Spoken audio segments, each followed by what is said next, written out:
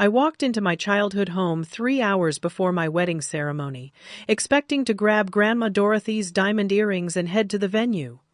Instead, I froze in absolute horror. My younger sister Madison stood in our living room wearing my custom-designed ivory silk wedding dress, complete with hand-sewn pearl beadwork and cathedral-length train that cost $8,000. She was also wearing our late grandmother's priceless diamond earrings that were specifically left to me in the will. My world stopped spinning. "Madison, what the hell are you doing?" The words exploded from my mouth before I could stop them.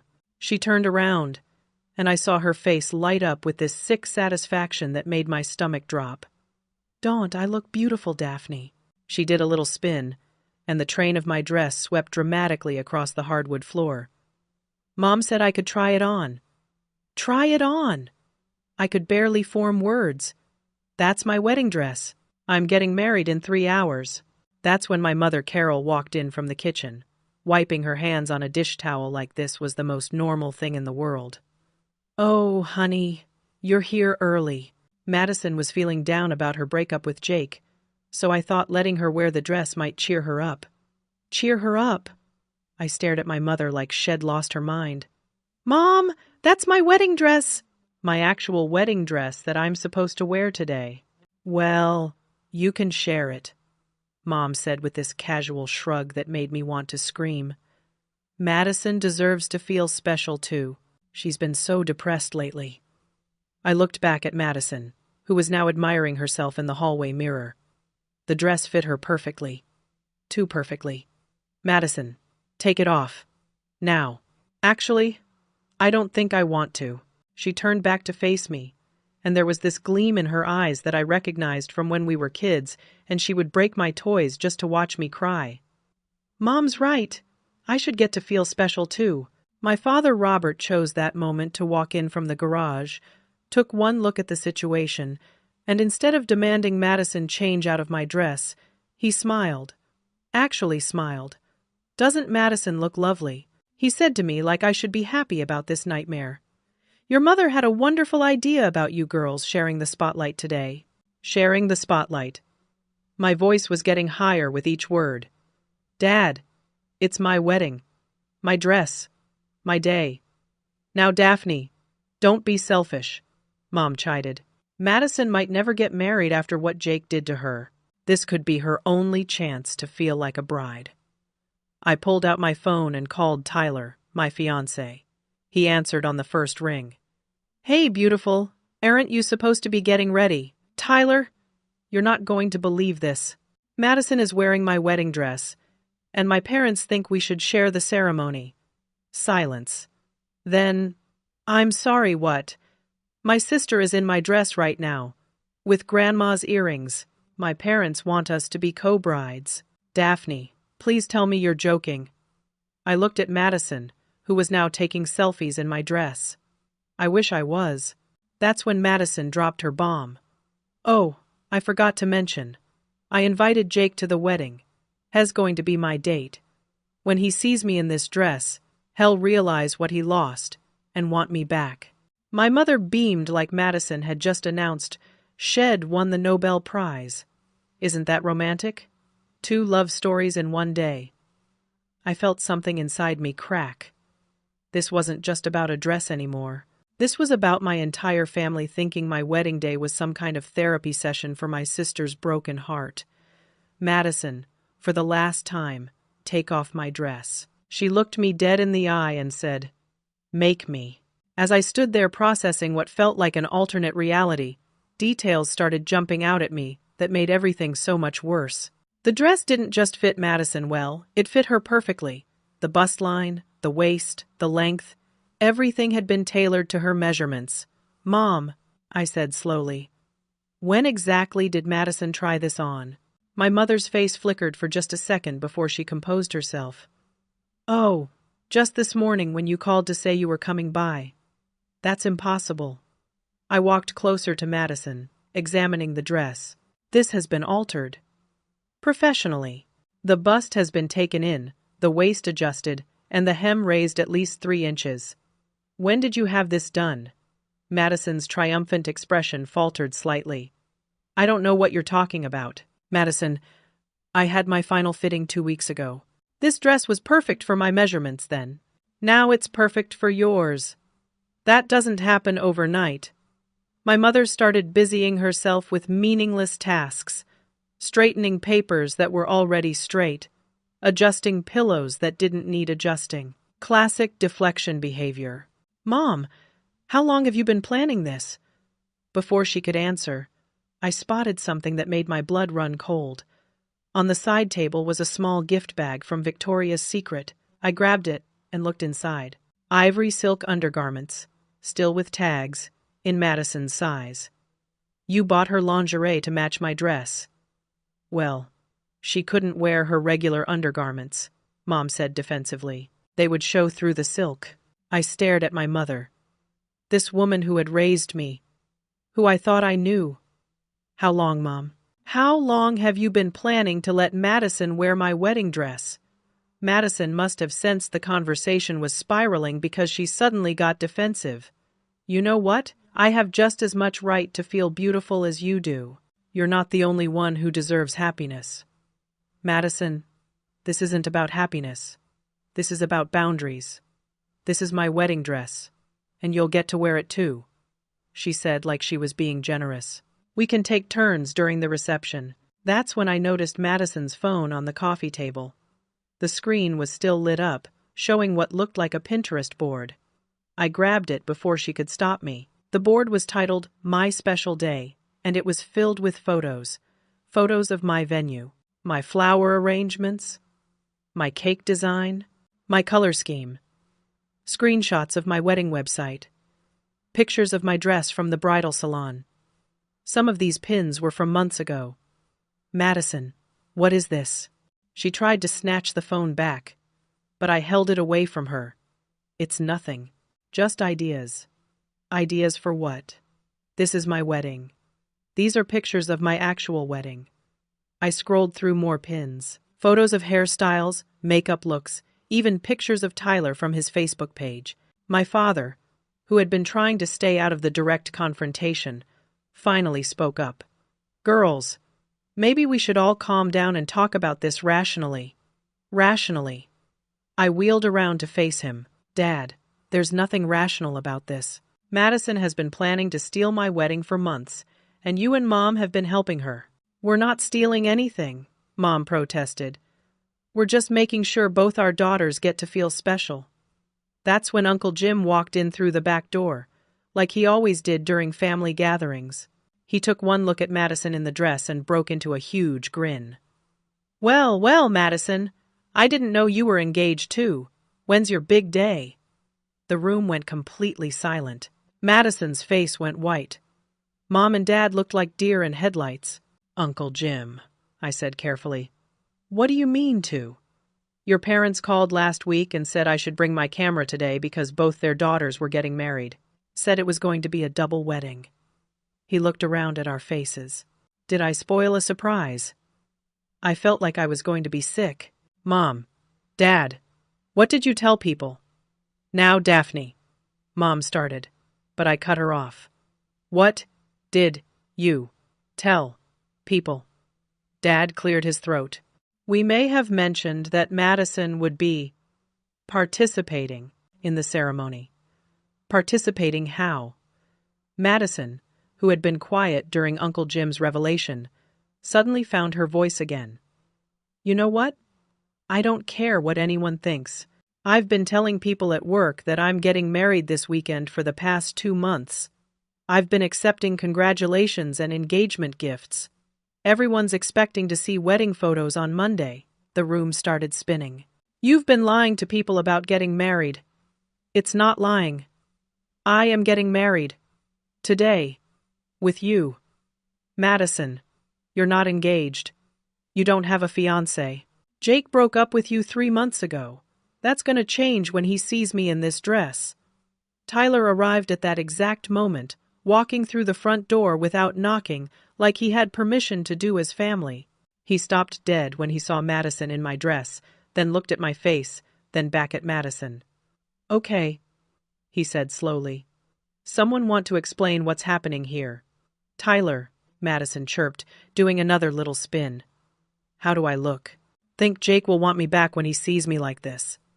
Tyler looked at me with this expression of complete bewilderment mixed with growing anger. Daphne, is your sister wearing your wedding dress? She certainly is. And apparently my parents have been telling the family that we're having a double wedding. A double wedding, Tyler repeated flatly. With who? Madison's not engaged.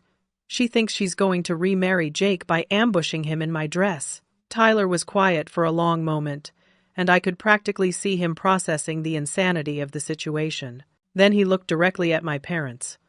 Robert, Carol, I need you to understand something very clearly. Today is my wedding to Daphne. Not to Daphne and Madison. Not a celebration of Madison's fantasy relationship. My wedding to your daughter. If Madison shows up to my wedding in Daphne's dress, there won't be a wedding. Mom's face flushed red. Now, Tyler, that's a bit dramatic. No, Mom, it's not. What's dramatic is allowing one daughter to hijack the other daughter's wedding day for her own emotional needs. Madison stomped her foot like a 5-year-old. Everyone's being so mean to me. I just want to feel pretty. Then buy your own dress, I snapped. On your own wedding day. To your own fiancé. Well, maybe I don't want to take it off. Maybe I like how I look in this dress better than you do. That's when she dropped the nuclear bomb. Besides, I have more reason to wear a wedding dress than you do. I'm pregnant. The entire room went silent. Tyler's jaw dropped. Uncle Jim looked around confused. And my mother's face went completely pale. Madison, Mom said slowly. What did you just say? I'm pregnant with Jake's baby. That's why I need to look perfect when he sees me today. When he finds out he's going to be a father, he'll want to marry me immediately. I stared at my sister, trying to process this latest manipulation. Madison, you've been broken up with Jake for 3 months. We slept together last month, one time, and now I'm pregnant. Something about the way she said it, combined with my mother's expression, made alarm bells go off in my head.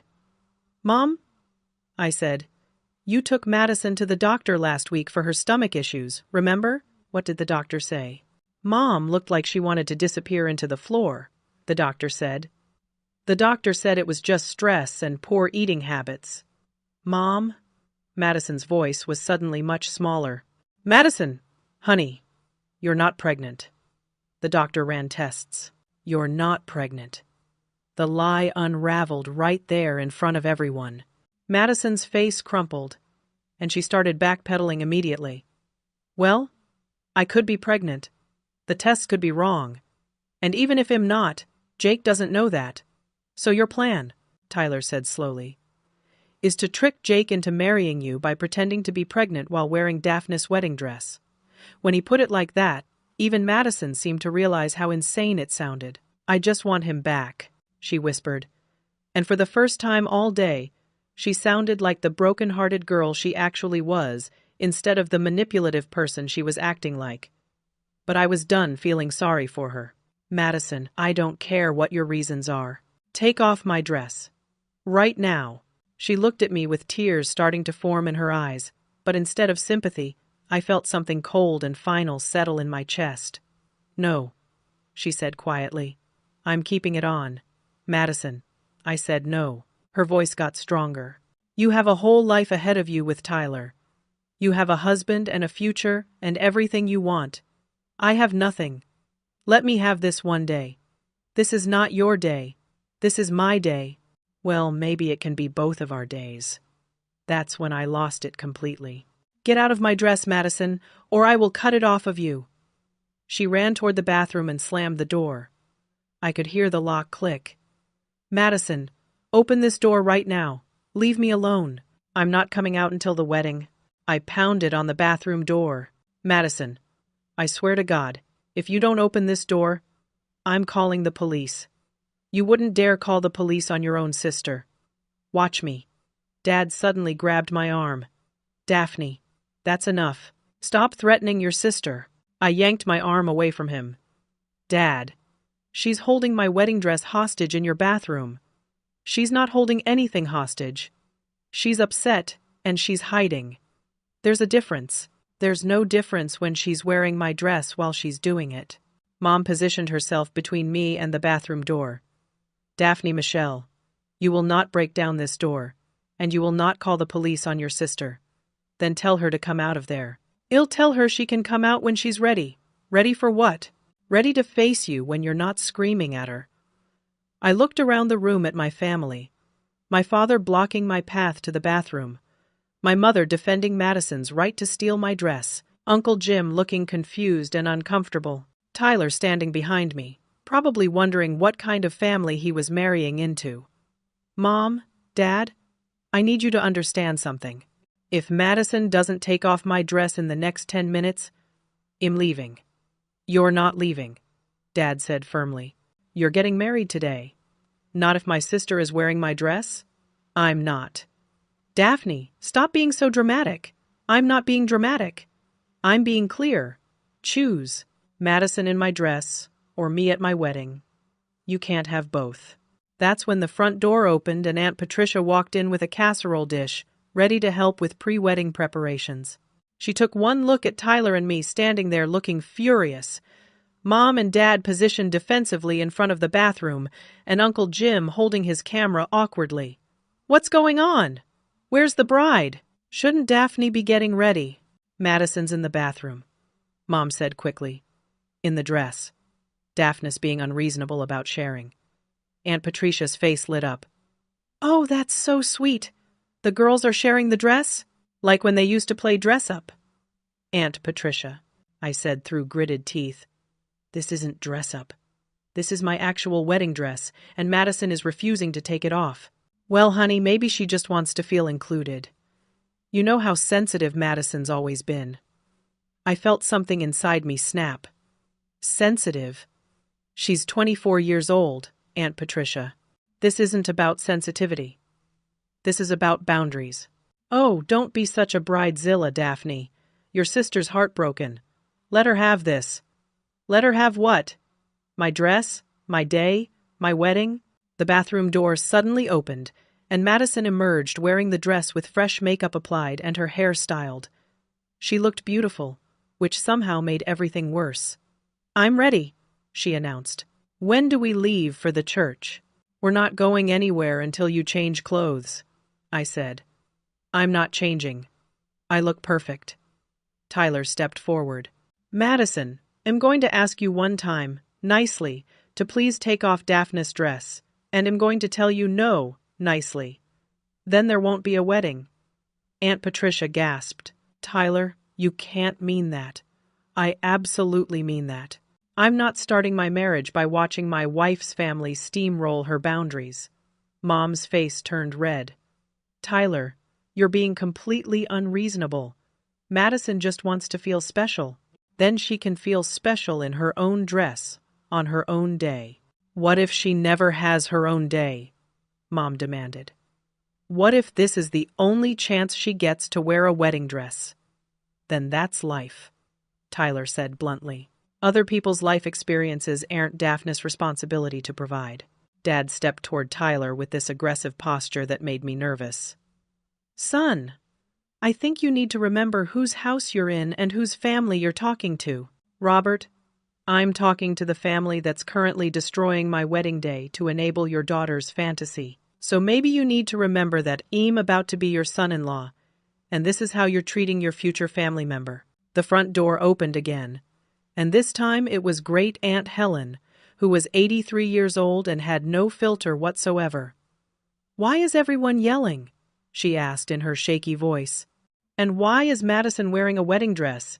Is she getting married too? Yes, Madison said quickly. I'm getting married today too. To who?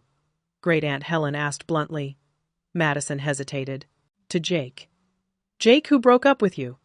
Hez coming to the wedding. When he sees me in this dress, Hez going to propose. Great Aunt Helen stared at Madison for a long moment, then looked around the room at all of us. You're all crazy, she announced. That girl is not engaged, she's not getting married, and she has no business wearing that dress. Madison, Take it off right now before you make an even bigger fool of yourself than you already have. Great Aunt Helen, you don't understand, Mom protested. Oh, I understand perfectly. You've spoiled this child her entire life, and now she thinks she's entitled to whatever she wants, including her sister's wedding dress on her sister's wedding day. Great Aunt Helen turned to Madison. Child, Jake is not coming to that wedding, and even if he did, seeing you in a stolen dress would not make him want to marry you.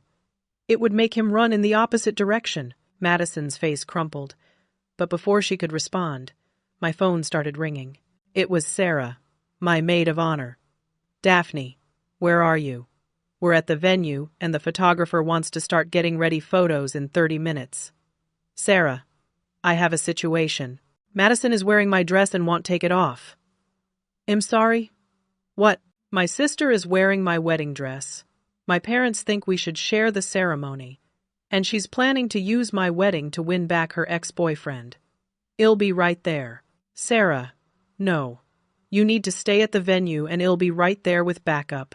She hung up. 20 minutes later, Sarah arrived with my 3 other bridesmaids, Amanda, Jessica, and Brittany. They walked in like a tactical team, took one look at the situation, and immediately formed a protective circle around me.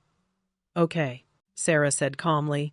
Madison, you look lovely in that dress, but it's time to take it off so Daphne can get ready for her wedding. I'm not taking it off. Yes, you are. You can't make me. Actually, Jessica said. We can. Sarah brought backup options. She held up a garment bag. We stopped by the bridal store on the way here. They had 3 dresses in your size available for immediate purchase. I don't want another dress. I want this dress. Well, you can't have this dress, Amanda said firmly. So you can choose one of these dresses, or you can wear what you came in, but you're not wearing Daphne's dress to Daphne's wedding. Madison looked around the room and seemed to finally realize that the tide had turned against her. My bridesmaids weren't family members who could be emotionally manipulated. They were my friends, and they were there to protect my interests. Fine, she said finally. But I'm keeping the earrings. No, you're not, Sarah said. Those earrings are Daphne's inheritance from her grandmother. Grandma would want me to have them too. Grandma specifically left them to Daphne in her will. Madison reluctantly removed the earrings and handed them to me, but she was still wearing my dress. Madison, I said one last time, please take off my dress. She looked me straight in the eye and said, Make me. That's when Brittany pulled out her phone and started recording. What are you doing? Madison demanded. Documenting this for the insurance claim, Brittany said calmly. And for social media, since you've been telling people at work that you're getting married today. I'm sure they'd love to see how that's working out for you. Madison's face went completely white. You wouldn't. Try me.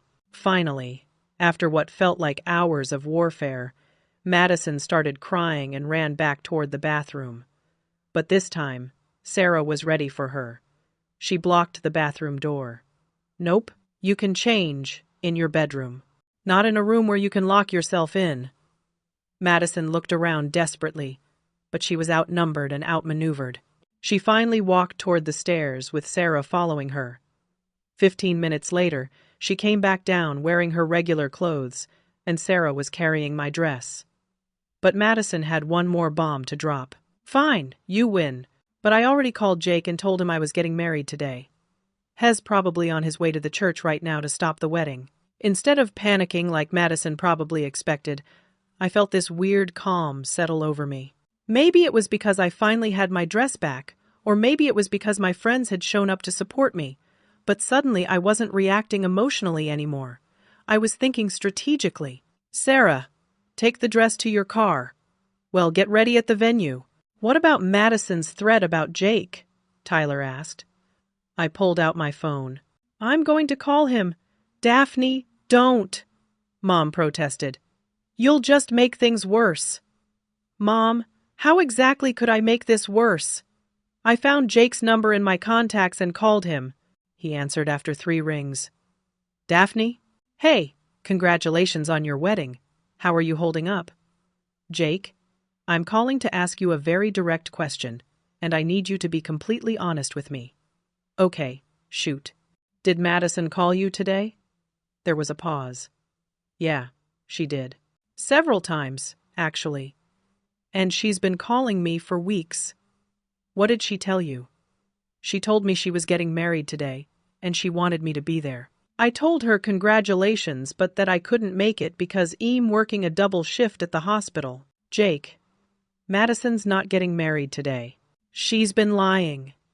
Another pause, longer this time. Daphne, I hate to say this, but that doesn't surprise me. Madison's been struggling since we broke up. She's been showing up at my work, following me on social media, even drove by my apartment a few times. I was actually planning to call you after your honeymoon to ask if you could talk to her. She's been stalking you. I wouldn't call it stalking exactly, but she's definitely been having trouble accepting that we're not together anymore. I looked over at Madison, who was sitting on the couch looking defeated, and felt a mixture of anger and pity. Jake! She was wearing my wedding dress today. She thought if you saw her in it, you'd want her back. Oh God, Daphne, I'm so sorry. I had no idea she was planning something like that. Is she okay? I mean, mentally. I don't know, Jake. But I wanted you to know so you could be prepared if she contacts you again. Thank you. And Daphne? Congratulations on your marriage. Tyler's a lucky guy, and you deserve to be happy. After I hung up, the room was completely silent. Madison was staring at the floor, and my parents looked like they were finally starting to understand the scope of what had happened.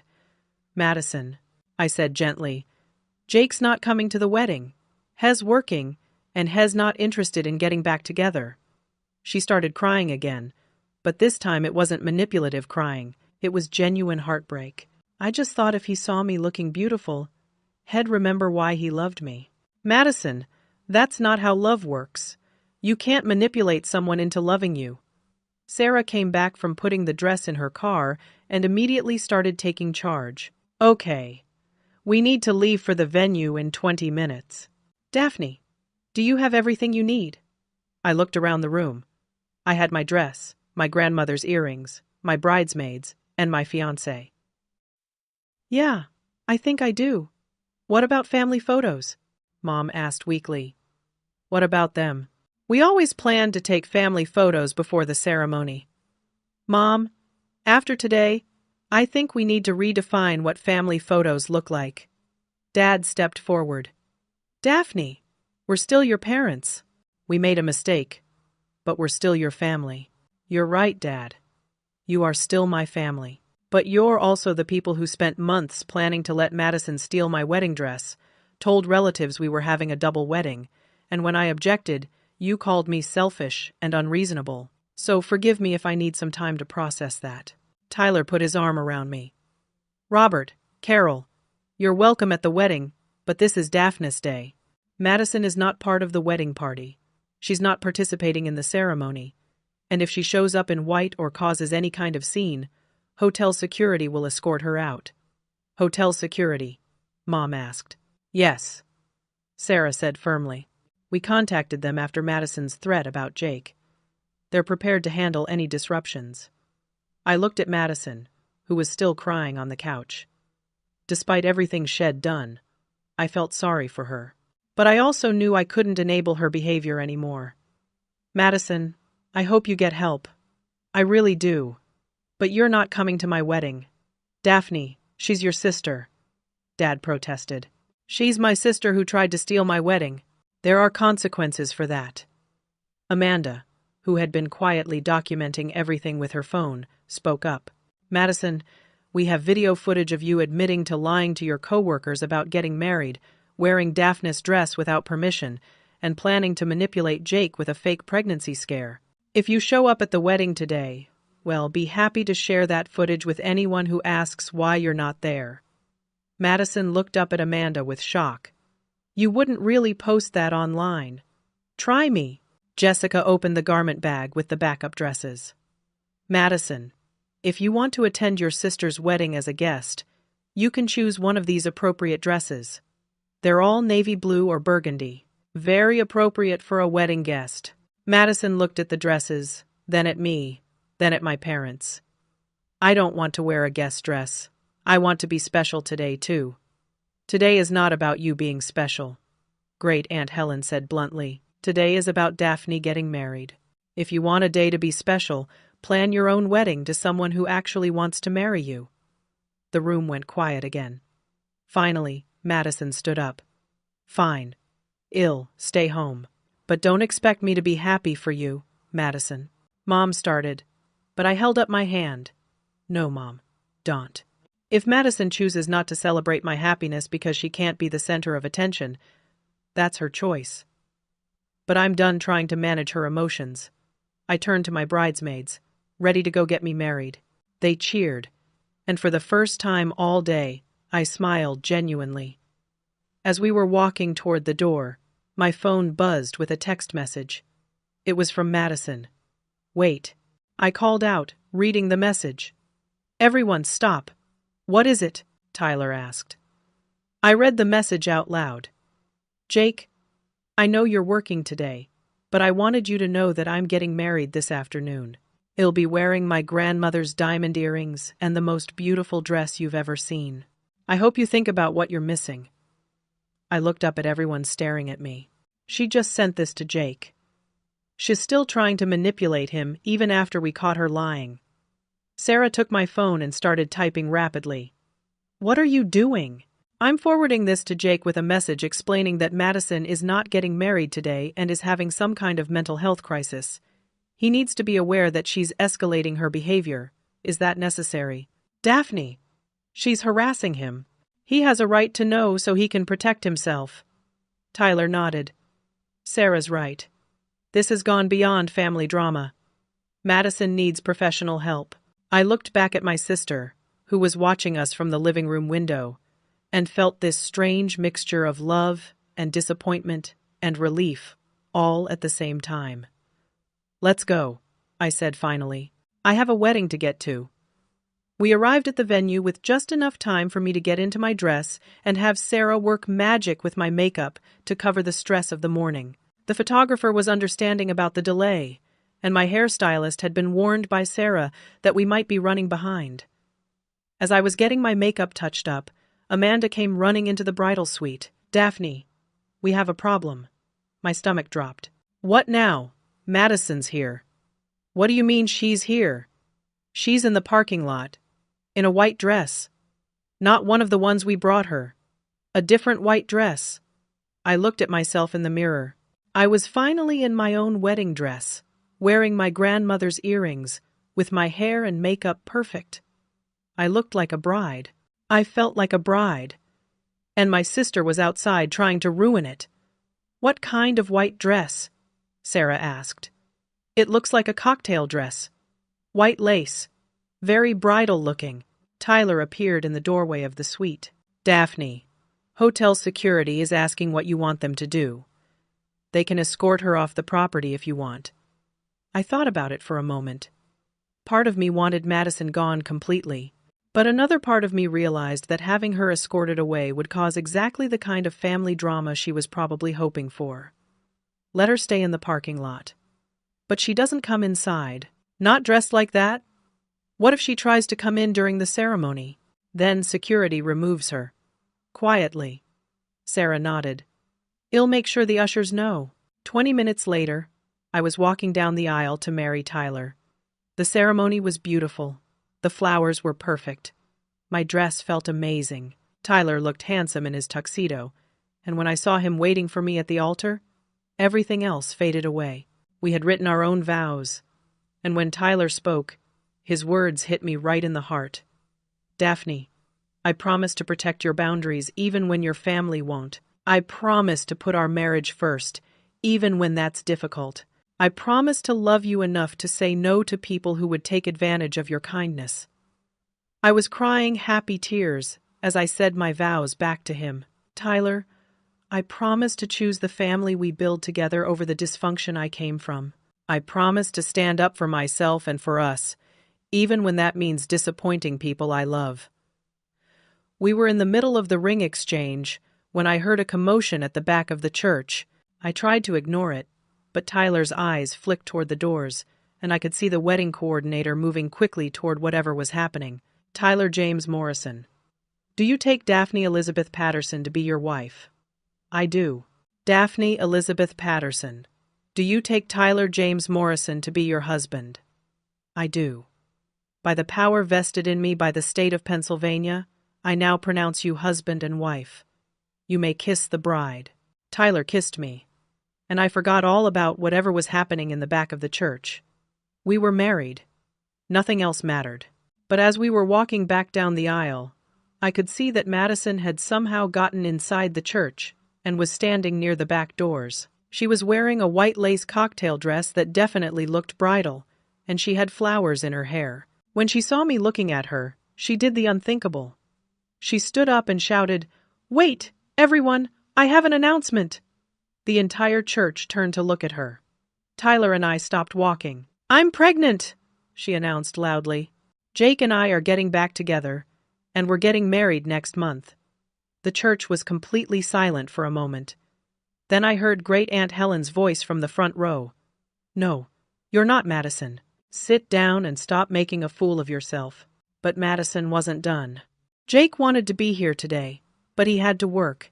He sent me flowers and asked me to tell everyone that we're engaged." That's when the back doors of the church opened and someone walked in. For a second, I thought Madison had somehow managed to get Jake there after all. But it wasn't Jake. It was a man I didn't recognize, wearing hospital scrubs. Madison's face went completely white when she saw him. "Madison," the man called out. "What are you doing here? I've been looking for you everywhere." "Who is that?" Tyler whispered to me. "I have no idea." The man walked toward Madison, and she started backing away from him. "Madison, you missed your appointment with Dr. Reeves. Your mom called the hospital looking for you." It was then that I realized what was happening. Madison had apparently been scheduled for some kind of mental health evaluation today, and Shed skipped it to crash my wedding. "I don't need to see Dr. Reeves," Madison said loudly. "I'm fine. I'm getting married." "Madison, we talked about this. You're not getting married.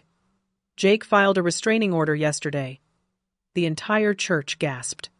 Madison looked around at all the faces staring at her and seemed to finally realize how far from reality Shed drifted. "He didn't," she whispered. "I'm sorry, but he did. Madison, you need to come with me now. Your parents are waiting at the hospital." Madison looked at me with this expression of complete defeat and humiliation.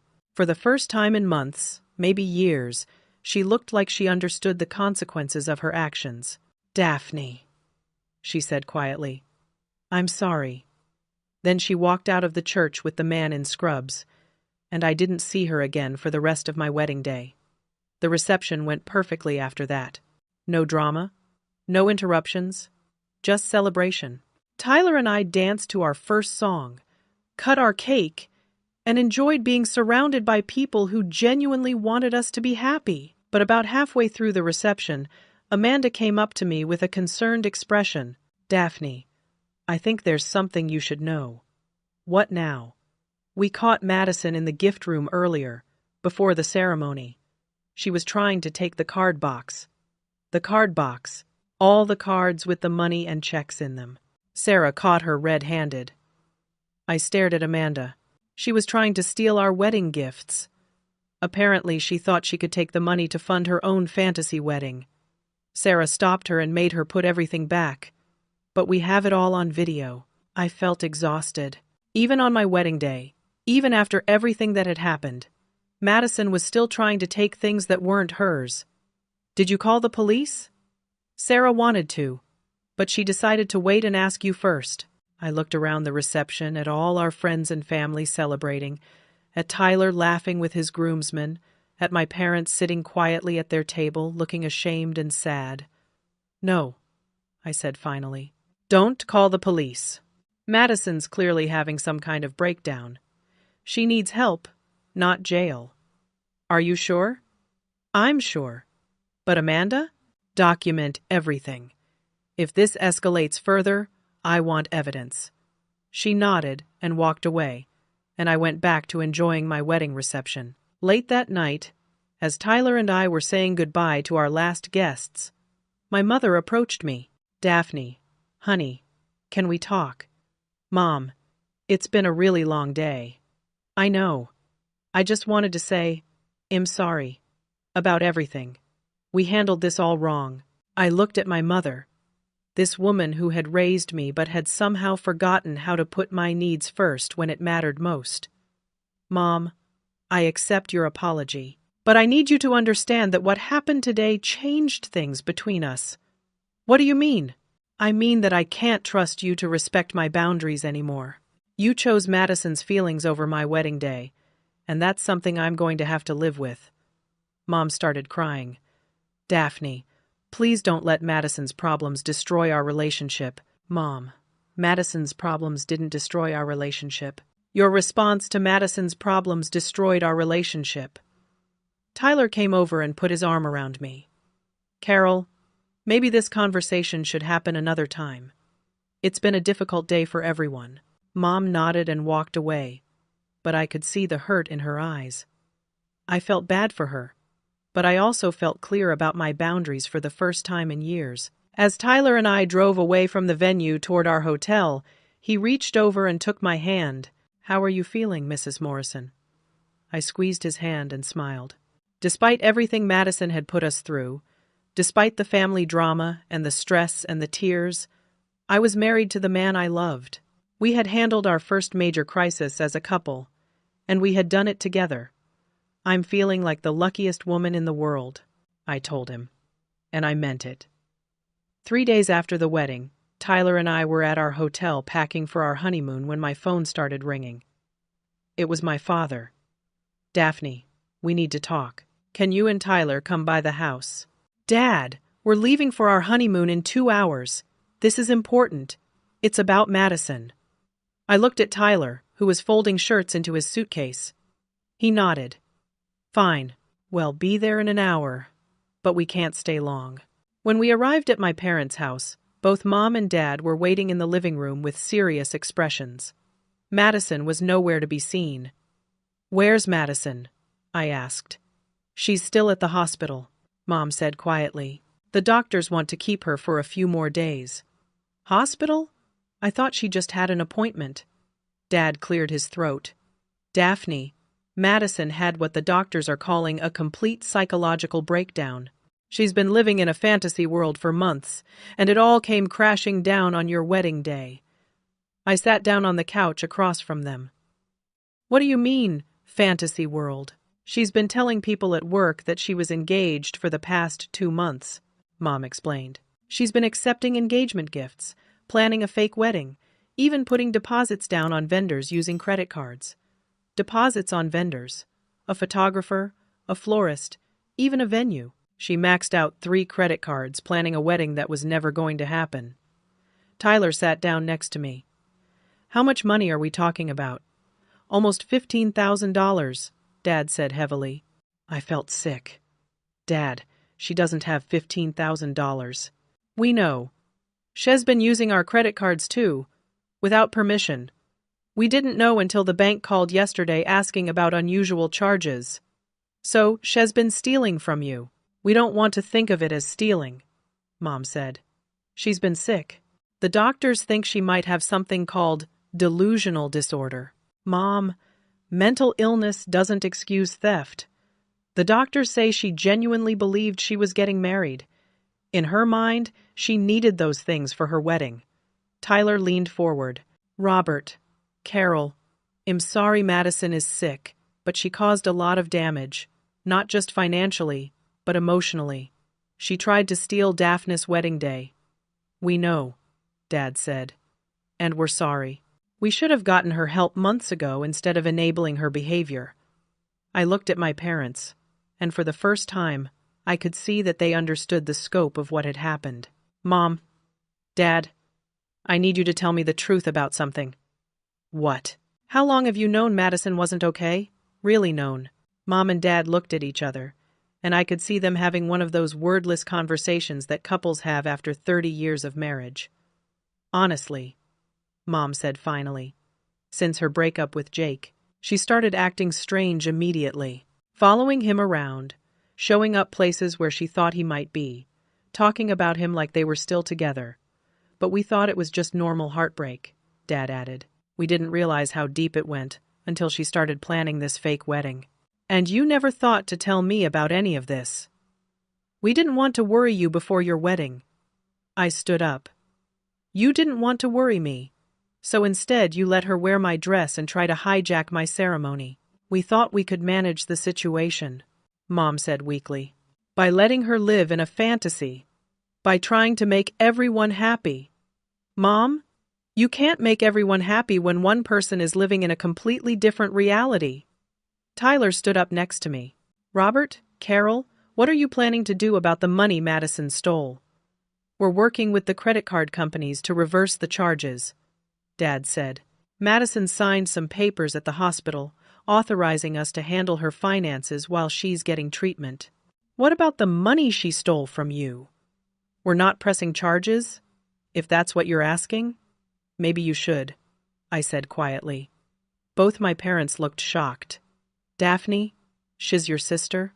She's my sister who's been lying, stealing, manipulating, and living in a fantasy world for months while you enabled her every step of the way. Maybe facing real consequences would help her understand the seriousness of what she's done.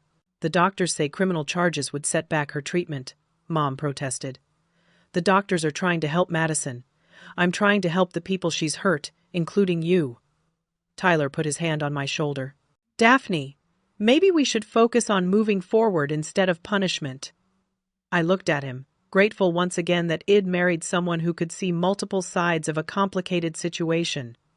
You're right, I said. But Mom, Dad, I need something from you. What? I need you to acknowledge that what happened at my wedding was wrong. Not just Madison's behavior, but your response to it. We already said we were sorry, Dad protested. No, you said you made a mistake. I need you to understand that you chose to protect Madison's feelings over my boundaries, and that choice damaged our relationship. Mom started crying again. Daphne, we never meant to hurt you. I know you didn't mean to. But you did hurt me. You let Madison wear my dress. You told relatives we were having a double wedding. You called me selfish for objecting. And when I gave you an ultimatum, you chose her over me. We thought you were being dramatic, Mom admitted. Was I being dramatic? Or was I setting a reasonable boundary that you ignored? Both parents were quiet for a long moment. You were setting a reasonable boundary, Dad said finally. And we ignored it because it was easier than dealing with Madison's reaction. Thank you, I said. That's what I needed to hear. Tyler checked his watch. We really do need to leave soon, I nodded. Mom, Dad, I love you, and I hope Madison gets the help she needs. But going forward, our relationship is going to have to look different. What do you mean? I mean that I won't be attending family events if Madison is in crisis, and you're managing her emotions at the expense of everyone else's. I won't be participating in conversations about covering up Madison's behavior or making excuses for her. And I won't be lending money or providing support for any more of her schemes. Daphne! That sounds so cold, Mom said. It's not cold, Mom. It's healthy. Madison needs professional help, not family members who enable her delusions. Dad nodded slowly. You're right. We've been so focused on trying to keep Madison happy that we forgot about everyone else's needs, including your own needs, Tyler added. Robert, Carol, you've been stolen from and manipulated too. You deserve to feel safe in your own home and secure with your finances. Mom looked surprised. We hadn't thought about it that way. Maybe it's time to start thinking about it that way, I suggested gently. As Tyler and I were getting ready to leave, Dad pulled me aside. Daphne, there's something else you should know. What? Madison asked us to ask you not to post any wedding photos on social media. Why? Because she's told so many people that she got married too, and she doesn't want them to see photos that prove she was lying. I stared at my father. Dad, do you hear yourself? She wants me to hide evidence of my own wedding to protect her lies. When you put it that way, it does sound ridiculous. It doesn't just sound ridiculous. It is ridiculous, Dad. I'm going to post photos of my wedding because it was a beautiful day, and I want to share my happiness with people I care about.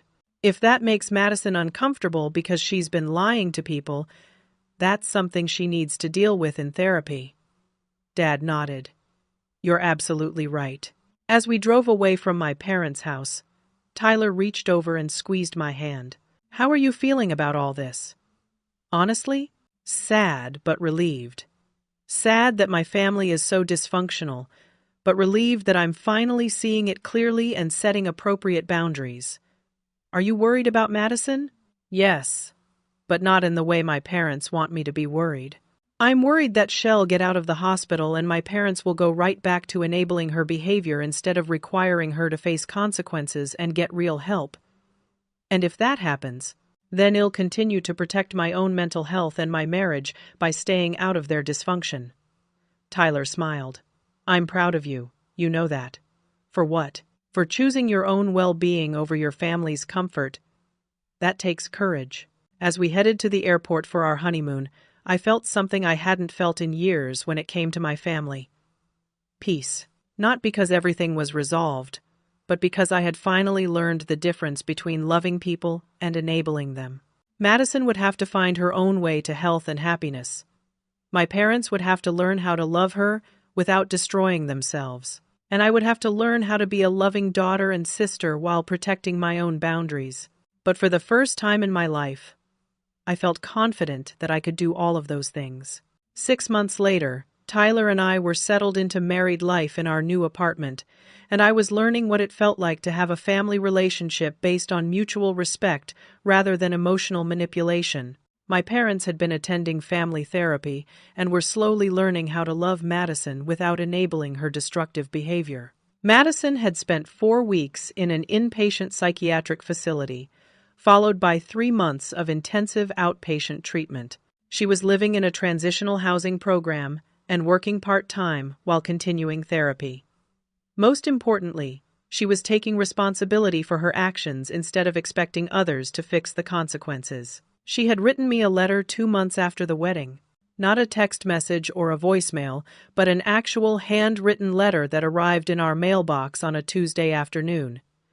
Dear Daphne, it began. I know that saying sorry isn't enough for what I did to you and Tyler on your wedding day, but I want you to know that I understand now how sick I was and how much pain I caused. The letter went on for 3 pages.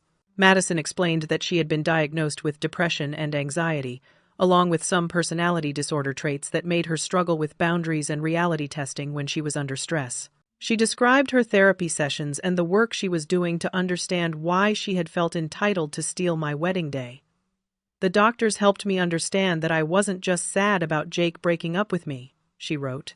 I was completely panicked about being left behind while you moved forward with your life. Instead of dealing with those feelings in a healthy way, I decided that I deserved to have what you had, even if I had to take it from you. She wrote about the months of planning she had done, the lies she had told, and the way she had manipulated our parents into supporting her delusions. I know now that what I did wasn't romantic or desperate or even understandable, she continued. It was selfish and cruel and completely unfair to you. You deserved to have your wedding day be about you and Tyler, and I tried to steal that from you because I was too immature to handle my own disappointment. The letter concluded with something that surprised me. I don't expect you to forgive me right away, or maybe ever. I don't expect us to go back to the way things were before, because the way things were before wasn't healthy for either of us. But I want you to know that I'm working every day to become someone who can be a real sister to you instead of someone you have to protect yourself from.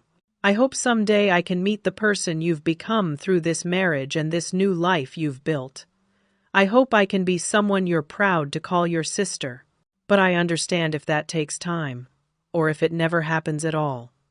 Love, Madison, I cried when I read it. Not because I was ready to have Madison back in my life completely, but because for the first time in years, she sounded like the sister I remembered from when we were kids, before the jealousy and competition and manipulation took over. Tyler and I talked about the letter over dinner that night. What do you think? He asked. Do you believe she means it? I think she means it right now, I said carefully. Whether she'll continue to mean it when life gets hard again, I don't know. Are you going to respond? Yes, but slowly. I want to see sustained change over time, not just good intentions in a letter. 3 weeks after I received Madison's letter, my parents came over for dinner. It was the first time they had been to our apartment, and I could see them taking in the photos on our walls, the wedding pictures prominently displayed, the evidence of our happy marriage. Your home is beautiful, Mom said, and I could hear that she genuinely meant it. Thank you. Tyler's a good decorator. We had dinner and talked about normal things. Tyler's job, my work, their garden, the weather. It was the most peaceful family interaction I'd had in years. As they were getting ready to leave, Dad pulled me aside. Daphne, I want you to know that your mother and I have learned a lot about ourselves these past few months. What do you mean? We've learned that we weren't really helping Madison by protecting her from consequences. We were just teaching her that other people would always fix her problems for her. I nodded. How is she doing with real consequences? Better than we expected, honestly. She's paying back the money she stole, little by little. She's working and going to therapy. She's not dating anyone because her therapist thinks she needs to focus on herself first. That sounds healthy. It is healthy. And we're learning to be healthy too. We're not rescuing her anymore. We're not making excuses for her. We're just loving her and letting her be responsible for her own life. Mom joined our conversation. Daphne, we want you to know that we understand now why you set those boundaries on your wedding day. You were protecting yourself and your marriage, and that was the right thing to do. Thank you for saying that, Mom. We also want you to know that we support your decision to take things slowly with Madison. You don't owe her a relationship just because she's apologized. I felt something release in my chest that I hadn't even realized I'd been holding. My parents were finally understanding that love didn't mean accepting unacceptable behavior. I love Madison, I said, and I hope we can have a good relationship someday, but it's going to have to be built on mutual respect, not on me managing her emotions. We understand, Dad said, and we're proud of you for knowing the difference. A month later, I received another letter from Madison. This one was shorter. Daphne, I don't know if you're ready to see me yet, but I wanted you to know that I'm graduating from my outpatient program next month. I've been in therapy for 5 months now, and I've learned so much about myself and about healthy relationships. I would love to see you and Tyler sometime, but only if you're comfortable with that. I don't want to push myself back into your life before you're ready. I just wanted you to know that I'm doing the work to become someone who can be a good sister to you. Also, I wanted you to know that I finally saw the wedding photos you posted on Facebook. You looked absolutely beautiful, and Tyler looked so happy. I'm sorry I tried to take that day away from you. You deserved every moment of joy you felt. I showed the letter to Tyler, and we talked about whether I was ready to see Madison. What does your gut tell you? He asked. My gut tells me that she's working hard to change, but that I want to see her in a neutral setting first. Not at my parents' house where old dynamics might kick in, and not here where she might feel like she's being evaluated. What about meeting for coffee somewhere? That sounds good. Low stakes, time limited, public place. I called Madison the next day and suggested we meet for coffee the following weekend. She sounded surprised and grateful. Daphne, I would love that. But I want you to know that I don't expect this to fix everything between us right away. Good, because it won't, but it might be a good first step. When I met Madison at the coffee shop, I was surprised by how different she looked. She seemed calmer, more grounded. She wasn't wearing the desperate, trying too hard energy that had characterized her behavior for months before my wedding. You look good, I told her honestly. Thank you. I feel different. More like myself, if that makes sense. We talked for an hour. Madison told me about her therapy, her job at a bookstore, her plans to eventually go back to school. She didn't once mention Jake or dating, or feeling like she was missing out on things other people had. Madison, can I ask you something? Of course. What do you think was really going on for you when you decided to wear my dress? She thought about it for a moment before answering. I think I felt like everyone else was moving forward with their lives, and I was stuck. You were getting married. Our cousin Emma had just had a baby. Our friend Lisa got a promotion. And I was just sitting in my apartment feeling sorry for myself. But lots of people go through difficult periods without trying to steal other people's milestones. You're right. And I think the real issue was that I had never learned how to find my own sense of worth. I was always comparing myself to other people, especially you, and trying to get what they had instead of building my own life. I was surprised by how thoughtful her answer was. What's different now?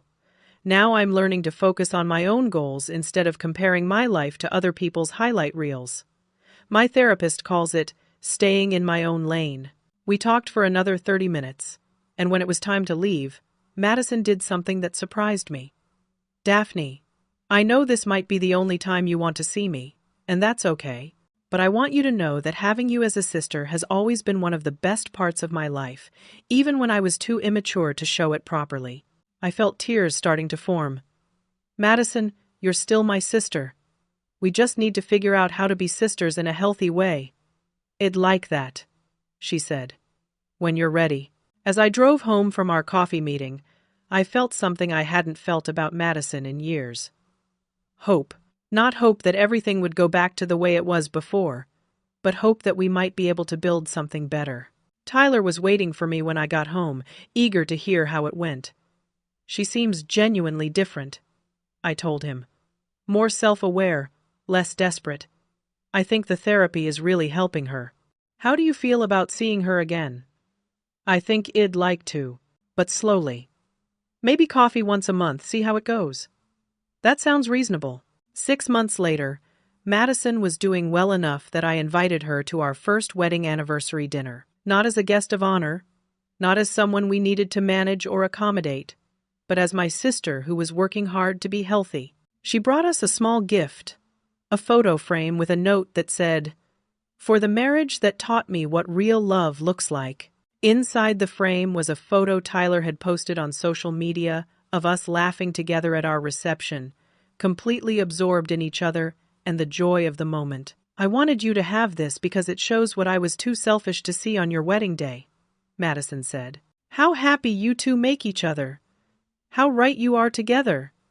How much you deserve to celebrate that. As we sat around our dining table that night, sharing a meal and talking about normal things like work and books and weekend plans, I realized that sometimes the best families are the ones we choose to rebuild after they've fallen apart. Madison would always be my sister, but now she was a sister who respected boundaries. My parents would always be my parents, but now they were parents who didn't expect me to sacrifice my well-being for family harmony. Tyler and I would continue to build a marriage based on mutual respect and healthy communication. Most importantly, I had learned that loving people didn't mean accepting unacceptable behavior. Sometimes the most loving thing you can do for your family is refuse to enable their dysfunction. Setting boundaries doesn't break families. It gives them the chance to heal properly. As I looked around our table that night, wearing my grandmother's diamond earrings that had caused so much drama a year earlier, I felt grateful. Grateful for a husband who had stood up for me when my own family wouldn't. Grateful for parents who were learning to love without enabling. Grateful for a sister who was doing the hard work of becoming someone I could trust again. But most of all, I felt grateful that I had learned to love myself enough to protect my own peace, even when that meant disappointing people I cared about. That night, as Tyler and I got ready for bed, he asked me something that made me smile. Do you ever regret setting those boundaries on our wedding day? Never, I said without hesitation. Best decision I ever made, besides marrying you. Even though it caused all that family drama, Tyler, the drama was always there. I just finally stopped pretending it was normal. He kissed me goodnight, and as I drifted off to sleep, I felt completely at peace with the family we had built together and the relationships we had chosen to nurture. Sometimes the happiest endings come not from everyone living perfectly ever after, but from everyone learning to live authentically and respectfully. Madison learned to take responsibility for her own happiness. My parents learned to love without enabling. Tyler and I learned to protect our marriage while still caring about our families. And I learned the most important lesson of all, that I deserve to have my boundaries respected, my happiness celebrated, and my marriage protected, even by the people who claim to love me most. Have you ever had to set difficult boundaries with family members who didn't respect your important moments? How did you handle it when loved ones tried to make your special day about them instead? I'd love to hear your stories in the comments below. If this story resonated with you, please give it a like and share it with someone who might need to hear about the importance of healthy boundaries. And don't forget to subscribe for more real stories about family dynamics, relationships, and finding your way to authentic happiness. Thank you so much for listening to my story. I hope it reminds you that you deserve relationships built on respect, love that doesn't require you to sacrifice your well-being, and the courage to choose your own happiness even when others don't understand. Here's to building the families we need, not just accepting the dysfunction we inherited.